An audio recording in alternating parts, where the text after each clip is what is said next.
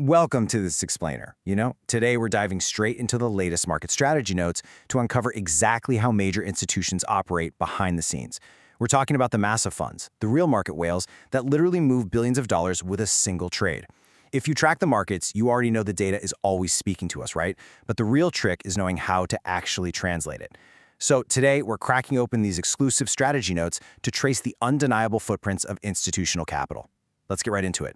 But before we get into the really granular details, we got to ask ourselves a fundamental question. What actually happens when the market's biggest whales start moving their capital around?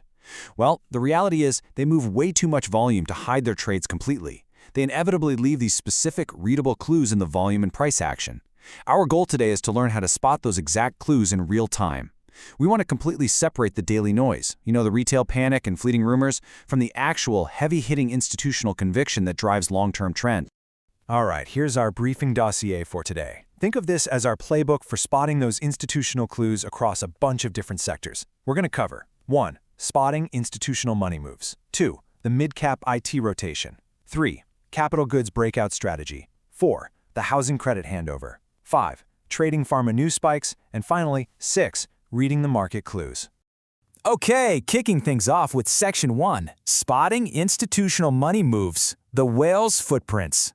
To decode these market notes effectively, we really first need to understand the absolutely crucial difference between fleeting intraday speculation and true delivery volume. The strategy notes are super clear on this. Delivery volume post-deal is the absolute key to confirming a trend change. Think of intraday speculators as folks just providing daily liquidity. They buy and sell before the closing bell, leaving basically zero lasting footprint. But when you see high delivery volume, you are looking at serious conviction buying. It means institutions are taking actual ownership. They're essentially locking those shares away in their vaults for the long haul, rather than just playing a quick intraday flip. This metric right here, it's the absolute foundation of accurately reading institutional flow.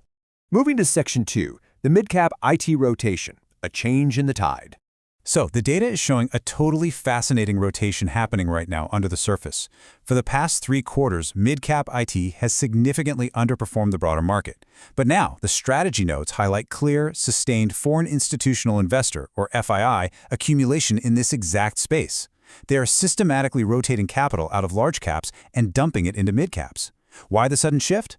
Well, the thesis is built entirely on recent BFS ideal wins. That basically means major banks and insurance companies are signing massive multi-year contracts for IT services again. And that's alongside a projected margin recovery across the whole sector. Now, as you track this, you might notice domestic mutual funds are actually selling in this same space, which, could look kind of alarming at first glance. But the notes clarify that this mutual fund selling is likely just redemption-driven. It's a mechanical outflow to pay back their own investors, not some fundamental rejection or strategic exit from the mid-cap IT sector. Now, what's really cool here is how technicals and fundamentals perfectly merge to tell a story. The notes highlight that when a major bulk deal executes near the 200-day moving average, it is rarely a coincidence. In the institutional world, that 200-day moving average acts as a psychological baseline for long-term value. So when big players step in right at this line, it leaves a massive footprint that establishes a firm institutional support zone.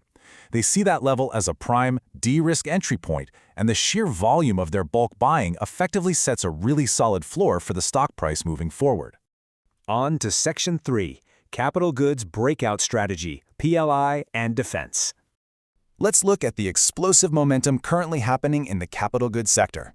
These stocks are showing massive momentum, and it's being aggressively driven by 3 major structural tailwinds: the government's production-linked incentives, or PLI, a huge surge in ongoing defense orders, and a much broader macro shift toward domestic import substitution. But here is the real tell for the smart money observer. The notes point out that we are consistently seeing unusual heavy volume in these stocks even when there is absolutely zero news being reported. No headlines at all.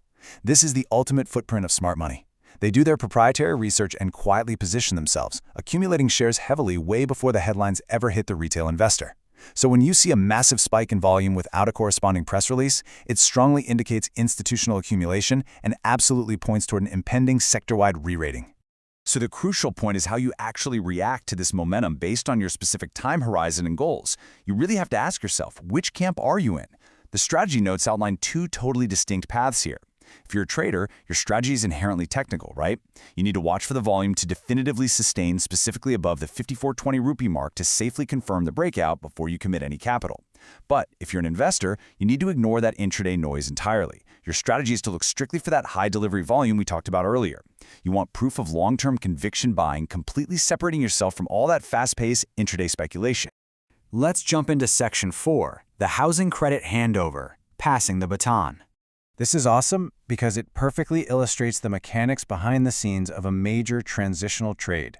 When a massive private equity firm wants to exit a position, they don't just dump millions of shares on the open market.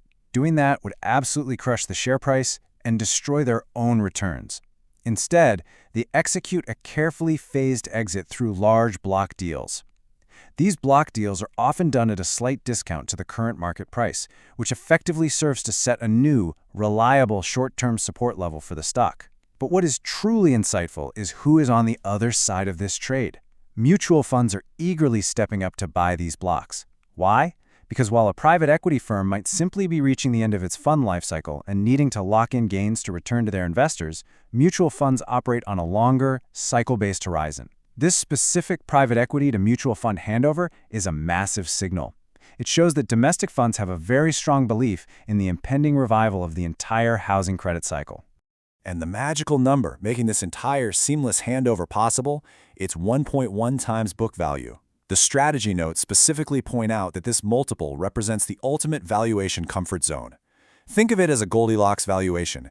At just 10% over the raw asset value, it's not too expensive for the mutual funds coming in to buy, but it remains profitable enough for the private equity firms who are cashing out. It's the precise equilibrium point that clears the market without causing any disruption at all. Next up, Section 5, Trading Pharma News Spikes, Rumors versus Reality. Now, in the pharmaceutical space, the rules of the game change completely. This really serves as a stark warning about the sheer dangers of trading on unverified information. The strategy notes characterize current pharma movements as episodic volume spikes that rely entirely on regulatory news flow. This means the trading environment here is purely event-driven, not trend-based like we saw in capital goods or IT. You might see very high delivery volume on a Tuesday, which indicates that high-net-worth individuals and some aggressive institutions are buying heavily based on a rumor. But beware, the notes explicitly warn of a major risk of a sharp, devastating reversal if that news is not officially confirmed by a formal exchange filing. Getting caught on the wrong side of an unconfirmed FDA rumor can lead to massive portfolio losses literally overnight. It is an incredibly high-stakes waiting game where patience is your only true protection. Finally, Section 6, Reading the Market Clues, What to Track Next. Let's see how all of this builds into an actionable framework. This table is basically your ultimate cheat sheet drawn straight from the strategy notes, mapping out exactly which corporate actions you need to track next. For capital goods, the tangible action you must monitor is their order book updates. That is the hard data that proves the PLI and defense narratives are actually translating into real revenue.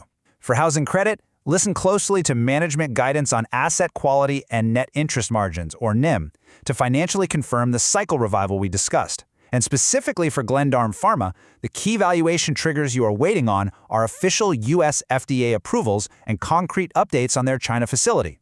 These are the tangible, verifiable data points that completely validate the institutional money flows we've been tracking today. As we wrap up this explainer, I really want to leave you with a vital question to ponder the next time you see a sudden, massive spike in market volume. Are you following the smart money's delivery volume and waiting for official corporate actions? Or are you just getting caught up in the intraday noise and rumors? The data is always speaking to us. Make sure you're listening to the right signals. Keep these strategy notes in mind, watch for those real footprints, and stay focused out there.